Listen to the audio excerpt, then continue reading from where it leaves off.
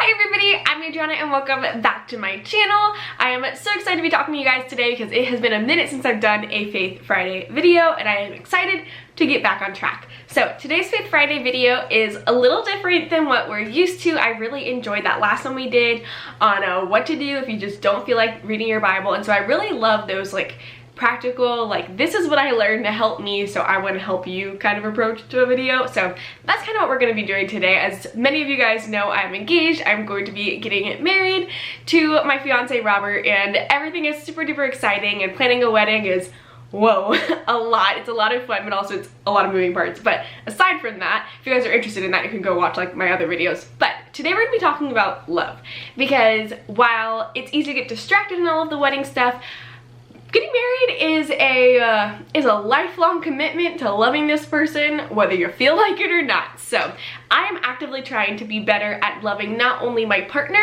but my friends, my family. I'm getting a new family, you know what I mean? So right now is a good time to learn how to love people better. And so that's what I'm going to be sharing with you guys today, is how I am learning to love people better, what practical ways I am trying to love others better. So I have 10 different ways that we're going to talk about today, just 10 different things to keep in mind, 10 things to act on, 10 things to not act on. So that's what we're gonna dive into, and we're gonna be diving into it from a practical and biblical perspective. So if y'all are ready to go on the ride with me, let's do it. Let me just preface this video by saying that I am by no means the master at loving people well.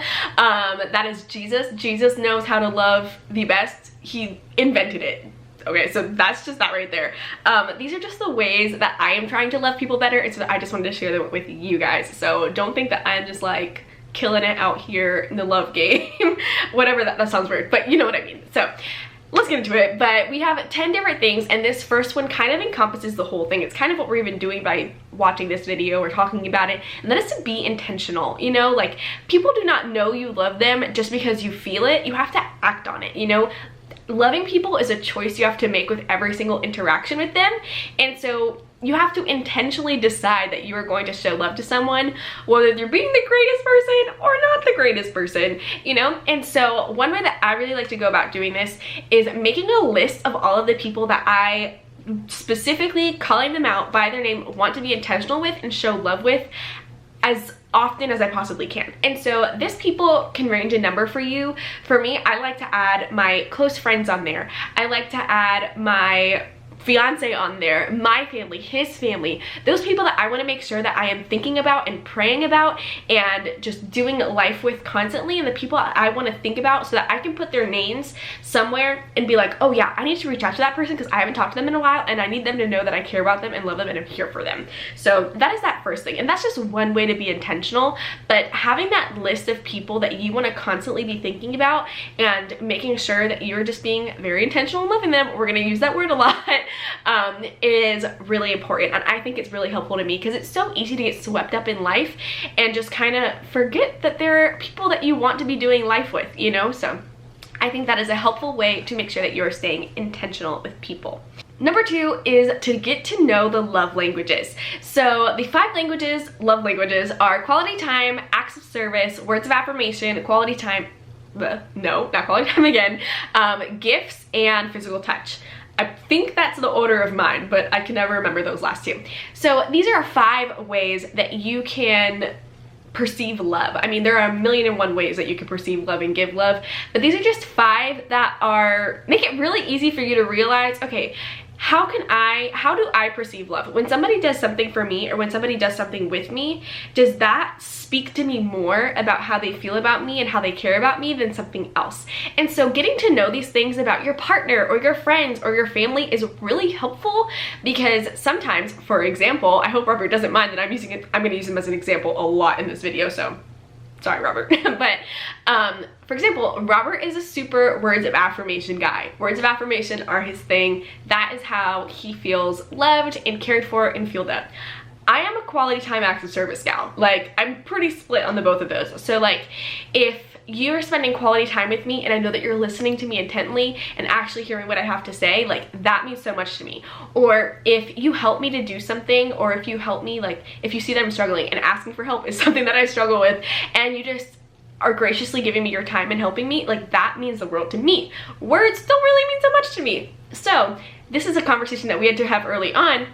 And that whereas I have to be very intentional about making sure that I am giving him words of affirmation and affirming him in any of his insecurities or just anything, even if it's just like telling him that I love him, that's important. Whereas for him, it's not exactly the same for me. So telling me you love me to me is not really as big of a deal as if you show me that you love me, kind of a thing. So it's different with all of your friends. I think this is so important with friendships too. You know, like friends perceive love differently too. You know, some friends, they can hang out with you every month and that is it. They feel full up, that's their quota. But for me, not me. I am someone who, like, I want to be with my friends all the time, love that quality time, big on that. So it's different for everybody. And when you know these love languages, you can love them so much better and be so much more intentional with them. And so don't be afraid to go out and ask someone, like, what are your love languages? You know, I took the test with Robert. That was something we did at the very beginning of our relationship.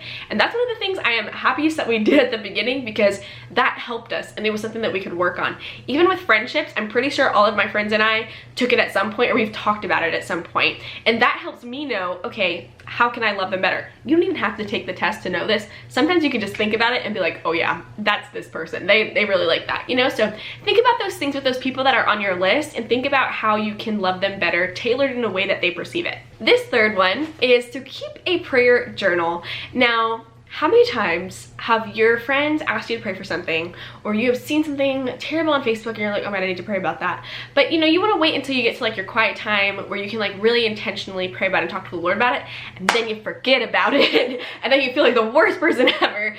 And I've been there. So keeping a prayer journal is a way that you can avoid the passive prayers, passive thinking about things, you know what I mean? Like, oh, I feel so bad about that, but then not really doing anything about it. So keeping this prayer journal and having the list of those names of those people in there makes it really easy and practical for you to actually be like, oh yeah, I really wanted to pray about this for this person, or I really wanted to lift them up in this area. They're having a hard time. I want to pray about that.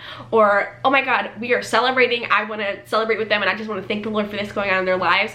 So keeping that prayer journal and having those list of names in there helps you to be real intentional in praying over these people and making sure that you are lifting them up to the Lord and just being a prayer partner with them, being on their God squad, all of that good stuff. This next one, which leads very much into the praying for people, is to celebrate and mourn with your friends. So Romans 12:15 says, rejoice with those who rejoice and mourn with those who mourn. It is so important to carry each other's burdens, and as friends, that is one of the best ways that you can be a friend to someone. Celebrate with those who celebrate and mourn with those who mourn, regardless of how you're feeling. Sometimes a friend may be going in a really tough time while you're in like your highest of highs, and you have to bow down and you have to humble yourself and you have to be there for that person and carry their burdens with them.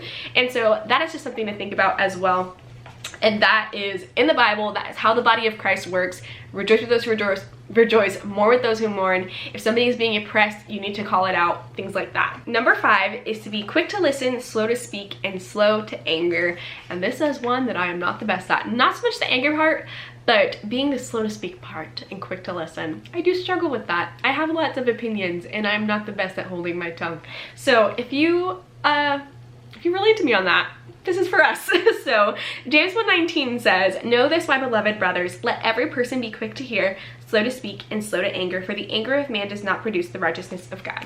And so this one kind of relates to the last one in celebrating and mourning, because sometimes people just need you to listen. You know, sometimes, and I am someone who is so like this, like if I am like pouring my heart out to you and I am just like pouring my feelings and emotions out into you and I just need you to listen and soak it up and help me carry my burdens. I don't really want your opinion on the situation unless I ask for it. In fact, that probably makes me feel worse. I don't know why I'm like that. I just am. I need to pray about it. I know.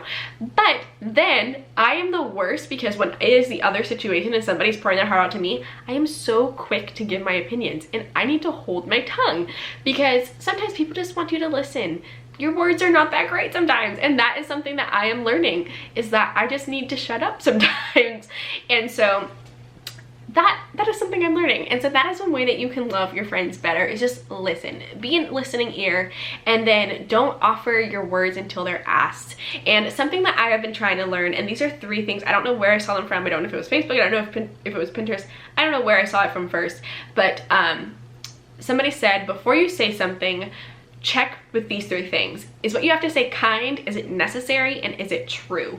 And I have been trying so hard to implement this in my life, and I'm not the best at it all the time, but it's something to definitely consider and try to put into practice, because all of our words should come from a place of love and kindness. You know, if your words are coming out of a place of anger or resentment or jealousy or any of those things, they're not from God. They're not worth saying. And then, is it necessary? Or actually, I'm gonna say, is it true first? Is it true? Is what you're saying true or a lie? You know what I mean? Is it true about this person? Are you saying this thing to this person because it is truth? You know what I mean? Like, is it coming from the word of God? Is it coming from man? Is it coming from culture? Is it true about them? Are you speaking life into them, kind of thing? And then, is it necessary? Because sometimes something can be kind and true, and you can be saying the truth out of a place of love, but it's just not the best time to be saying that. You know what I mean? If you have a friend going through a really hard time and you like are calling something out to keep them accountable on something, maybe now's not the best time to bring that up. You know what I mean? Like, there's a time for each word. And I watched a sermon from Pastor Mike at Greenhouse Church, where I went to church in college this morning, and he said something so good that I wish I could quote, but it's gone. But it was somewhere along the lines of, I'm gonna totally butcher it, but bear with me. It was almost along the lines of like, a word is most fruitful when it is said in the right season. So sometimes if you have something to say that is kind, necessary, and true, but it's not the right time for that, it's not going to be as powerful, and it could almost come off worse if it's in the wrong season. So make sure your words are necessary for that very moment before you say them. And that's something I'm learning too. Like, this is for all of us. I'm with you. If you're with that, if you align with what I just said, then we are on the same page. So trust me, you're not alone in that. And this is for my very opinionated friends, because I am one of them. I have definitely plagued some friends in the past with my words, and I apologize and repent from that. I realize that, and I am actively trying to be better, but sometimes our opinions are not always necessary, and sometimes they can be more of a burden than they are helpful. So that's something I'm learning, and I like to use those 3 things to kind of filter my words before they come out of my mouth. Number 6 is to be honest and keep each other accountable. So this is one that I know that I perceive love when people are like this with me. And it is when they are honest with me and keep me accountable. You know, everybody loves the people pleaser friend. They're so kind. They're typically like the most joyful little soul, full of sunshine. And I understand my people pleaser friends where like, you just don't want to ruffle feathers, and I get that. But also, sometimes people need to be told the truth. You know what I mean? I can think of so many times in my life where I just look back and I'm like, man, I wish someone had just told me. You know, I wish someone had just told me I was being this way or acting this way, so that I could have been called out about it. You know what I mean? At least it could have been brought to my attention, because people don't know what they don't know. And that's just the truth. And so something that I like to think is, I don't ever want someone to come back to me after a hard season and be like, why didn't you tell me? Or how come nobody told me about this? Or how come nobody brought this to my attention? Now, it's different if you did and then you ignored it, but you know, but I don't ever want somebody to say like, you didn't tell me about this and I suffered through this because nobody brought it to my attention. And so that's something that I like to think about. But then again, on the inverse side, you also have to be, again, is it kind, is it necessary, is it true? Because sometimes being honest, you can be too honest. Again, every word is most fruitful in its season, and even though it might be true, it might not be necessary for that moment. So you have to be really careful about your honesty. You never want to lie to a friend, but definitely just making sure that the words you're saying are honest and kind, but in the right time. Oh, something important to say about this one too is that as Christ followers, we are supposed to keep each other accountable. You know what I mean? There is so much debate around what's the difference between judgment and accountability. And as Christ followers, when you have decided I am going to follow Christ with these people and I am going to live my life and we're going to encourage each other towards Christ, you have made an agreement to hold each other accountable to what the Bible says. You know what I mean? And so as a friend, I love when a friend tells me like, was that the most godly thing you could have said? Or was that the best way that you could have handled that situation? Or things like that. You know what I mean? But Also, you have to be very careful about yourself as a friend too, and making sure you're not getting defensive and taking that as judgment. But then again, there's also a way to approach things, because if you're telling a friend about something that is true and honest and to keep them accountable, but you're not coming from a place of love, that's just not the right way to do it.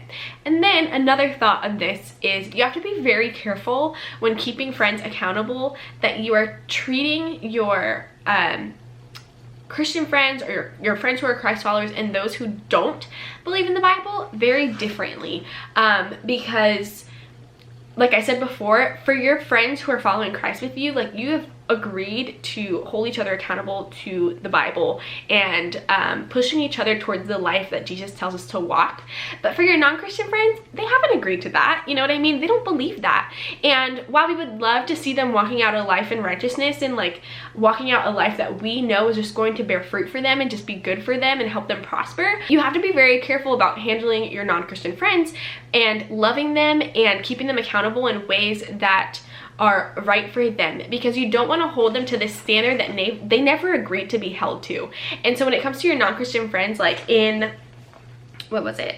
In 1 Corinthians 5:12, Paul says, "What business of mine is it to judge those outside the church?"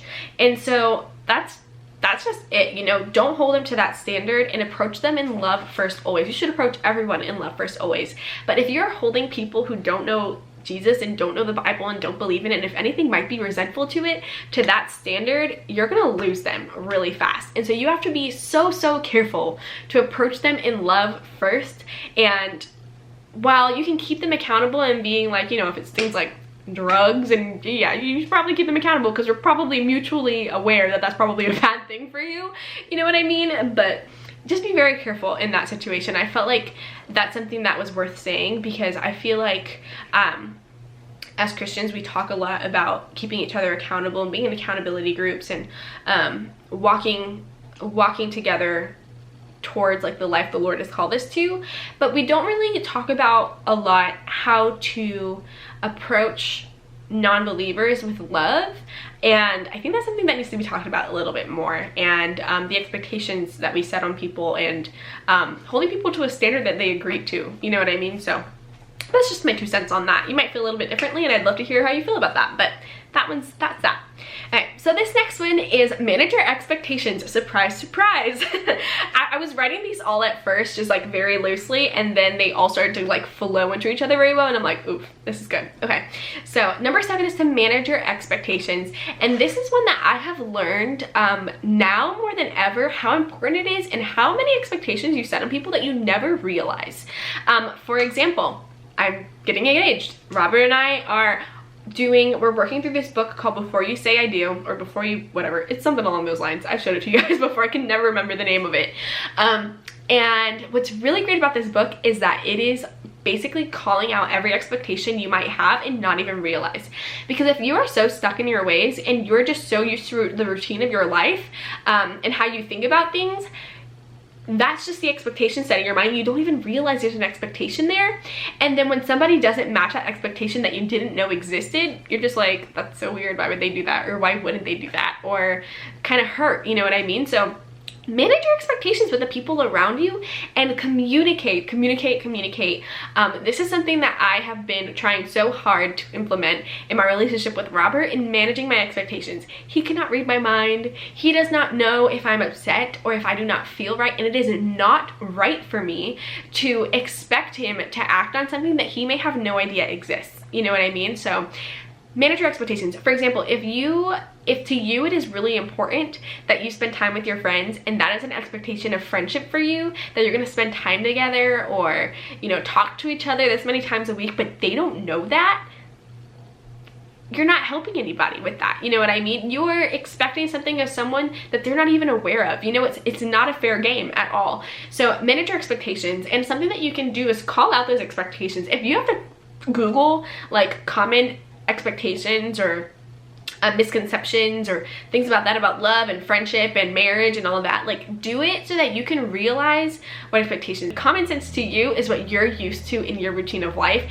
and it is so not common sense to somebody else. So definitely keep track of what you think is common sense and what your expectations are, and see just how common that sense might be, because it might not be that common at all. So I could dive into that one forever because I find that so fascinating, the different expectations people have in their minds and how they set them on other people without even realizing it. And so I find that really interesting. If you guys want to talk about expectations, message me about it because I think it's fascinating. So but that's something to be aware of so that you can love people better and not hold them to standards that they have no idea exist. Number 8 is to be vulnerable, and this one is one that means a lot to me, just because I did not experience these kinds of friendships until I got to college, and now I value them so much. And vulnerability is such a big part of it. And so Galatians 6:2 is something I want to reference here. And it says, carry each other's burdens, and in this way you will fulfill the law of Christ. And I think that's so important, to be vulnerable with people. Something, for example, I'll just start it off with this, is something that I never want to say, whether my channel stays at this number forever, which I really don't mind. I love the community that we have on here. I love seeing your comments, brightens my day. But whether my community stays at the size that it is now or if it blows up someday, I never want to be that kind of person where people look at them and they're like, oh my gosh, how is their life so perfect? How are they the perfect person? Like, truly, like, how does she do it? Because I know plenty of like YouTubers and people who are like that, and that is nothing bad on them, but I never want to be that way, because what good am I doing to you and how am I helping you if my life looks so unattainable? You know what I mean? Especially as a Christ follower, you know what I mean? Like, I am broken, and I was born into a world of sin, and I am nothing without Christ. So we have to humble ourselves and be vulnerable with the people around us, you know? Like, I have been very honest with you guys throughout this. Like, I am not very good at a lot of these things. I am not very good at loving people well, which is why we're talking about this, you know what I mean?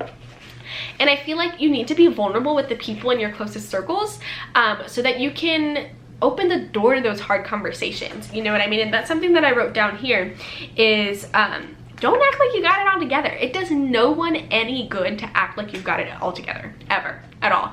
And I actually heard like a little bit of a podcast or a sermon, I can't remember what it was, and it was like a split second, and all a guy said was, long gone are the days of fake it till you make it, because that's just not good anymore, especially in friendships, you know what I mean? Like, you should never have to fake like you've got it all together. You should never have to fake like you are perfect at something. No, it is so much more fruitful if you are honest, like, I suck at this, and this is the hard time that I'm going through right now, and I really need to talk to someone about it, and I'm struggling with this, and I need you to just listen to me and like go through this with me, because I need someone to pray alongside me with me on this. Like, you know, just like humbling yourselves before people and being humble in your friendships is such a big thing. I truly cannot emphasize that enough, but just humbling yourself before the Lord and before the people that you love, and being like, I am struggling and I need your help, like, that is so good. And I wish that I had learned this earlier on in my friendships in college and things like that, because that would have helped me a lot. Just like humbling yourself and not hiding the things that you're struggling with, because then people can help you, and then not only that can people help you, but then people feel more comfortable to come to you about their issues. You know, if you're this perfect person who has it all together, no one wants to come to you for help or advice, because they're afraid that they're just not going to be, it's not going to be received well by you. And that's something that was a very true thing for me at one point in time, and I'm glad that I am realizing this, and I am trying to humble myself and be more vulnerable, because then I can open the door to people feeling comfortable to come to me to have hard conversations and just share their heart with me and let me carry their burdens with them. And so I think that's an important part of friendship for sure. Another quick thing about that I want to say is that I think adds to that is, like, nothing should ever be too taboo to talk about, you know what I mean, in all relationships. I think that just having vulnerable, honest, and humble conversations is really important to open the door to conversations, just have everybody feel comfortable and like they can come to you as easily as they can come to the Father, you know what I mean? Especially, actually this brings up a new point, especially if we're talking about our friends who are not Christ followers. You should be especially vulnerable with them in how you are so imperfect, because if you act like you are perfect as a Christian, you are going to turn people away from Christ so fast. It is so important to remember that every good and perfect thing comes from the Lord, and everything that is good about you is from the Lord. You know what I mean? Like, we are broken, imperfect people, and the only reason we have it together is because of Jesus. And if you portray yourself as someone who has it all together because of your own will, what good do you need Jesus for? You know what I mean? And people are gonna think like, oh, well, you have it all together on your own. Like, how cool is this Jesus guy? Like, what did he do to you? What has he done for you? You know what I mean? So that is why it is so important to be vulnerable with people and be so clear about your imperfections and be so honest about the ways that you fall short, and that Jesus makes up for your lacking and how his strength is made great in your weakness. I could go on about that one forever, because I think that's a big problem in the church right now, is not humbling ourselves and not being vulnerable and being honest about our imperfections and how our God makes up for that lack. So now that I've talked about that one, we can go to the next one. Sorry, I didn't mean to ramble there. But the next one, number 9, is to be aware of insecurities and stressors. So after you've opened that door for vulnerability and you've had that and that door is open, you've had those hard conversations, now people have let you into their heart, and now you know where people are insecure about things, what things stress them out, what things give them anxiety, what things are they hurt by, like what are their wounds, you know what I mean? What situations in their life have hurt them or have scarred them? What scars do they have, you know what I mean? And this is an honor for you to carry burdens with someone, so now it is your job to protect their heart. And this is something that I think is so important, especially with all friendships, with your family, with your friends, but especially with your partner, because as a husband or a wife, or as even when you're boyfriend and girlfriend, probably not as seriously then, or if you're getting engaged to be married and this is a time to practice what you're going to lay down those foundations for your marriage.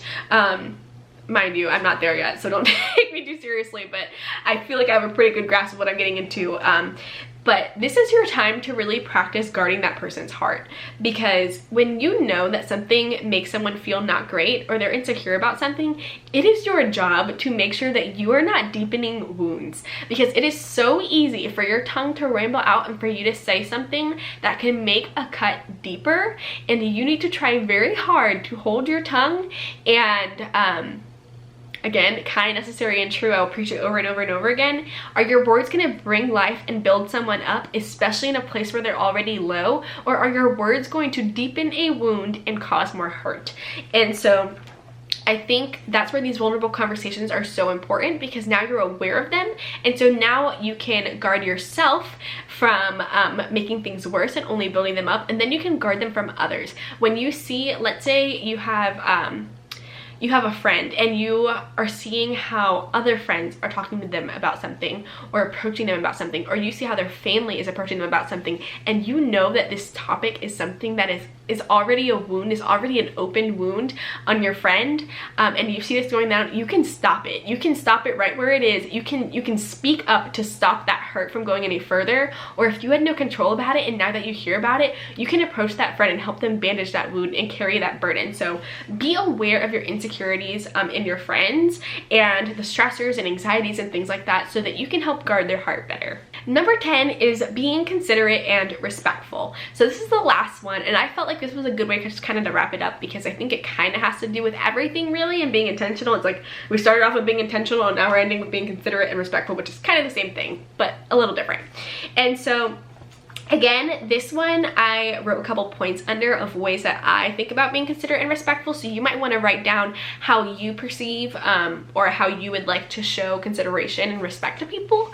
And so one of them is just like awareness, you know what I mean? And this is one that I think is important in relationships, or even like with your parents, you know what I mean? Like, for example, I went off to college, I was living my own life and doing my own things, super used to not having to tell anybody where I was or all this, but I did want to be respectful and considerate of my roommates and tell them, hey, I'm leaving at this time. If you hear the door open, nobody's breaking into the house, it's just me, you know what I mean? Or hey, I'm gonna be gone at this time, just so you know that, so you know I'm not home, kind of a thing like that.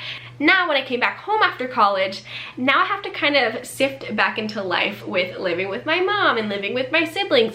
And so how do I continue to be considerate and respectful of them and living with them when I haven't done it in so long and I was so used to living by myself, you know what I mean? So I may not have have to tell my mom, hey, I'm not coming home tonight. I am gonna stay at Robert's parents' house, or this isn't matter, I'm gonna be home late. Like, I don't have to tell them that, but sometimes it is just being considerate, you know, being considerate of them being aware, you know, and being respectful of them. And I think it's the same with your partner. You know, I know a lot of people really hate on people who are like, oh, I have to ask my husband first, I have to ask my fiance first. But that is just being respectful, and that is showing respect for your spouse or your partner, and that is showing like, hey, I respect you enough to let you know about this, and so I want to talk about it with you, make decisions with you. And then serving them, serve your friends. You know, like, we are called in the Bible to serve people like Jesus did, you know what I mean?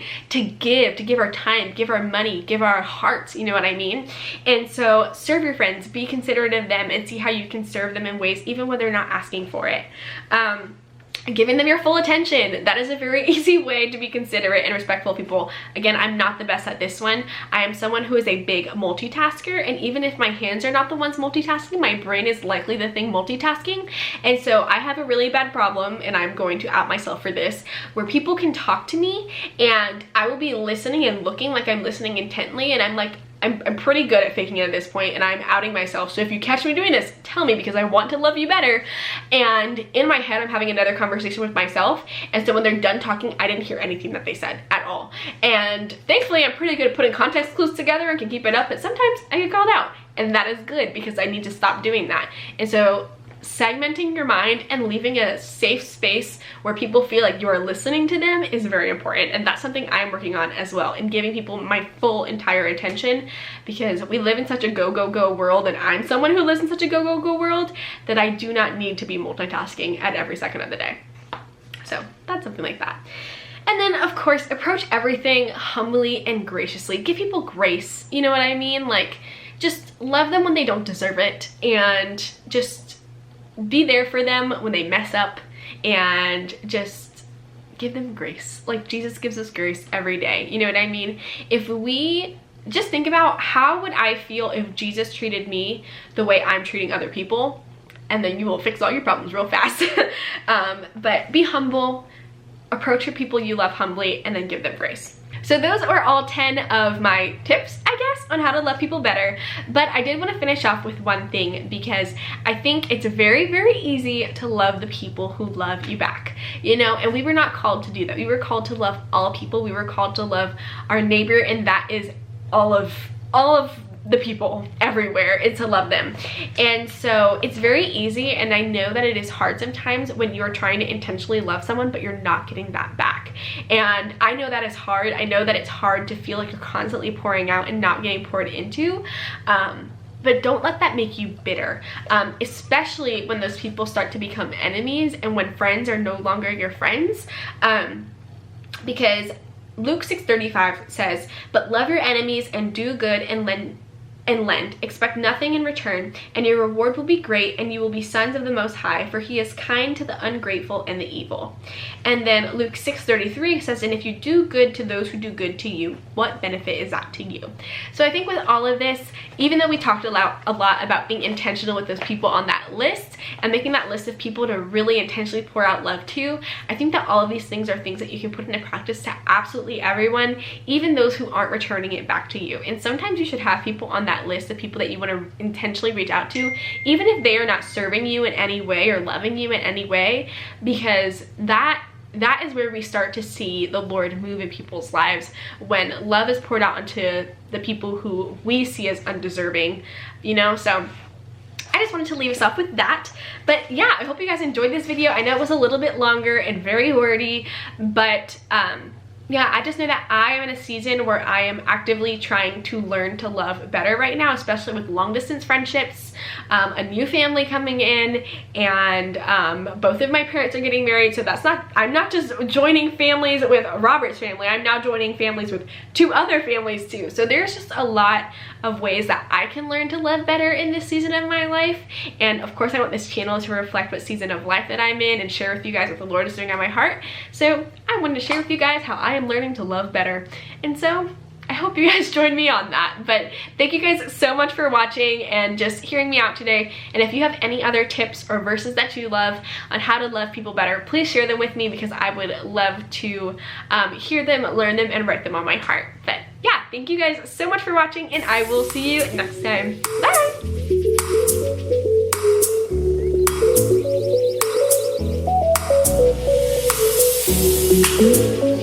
Bye!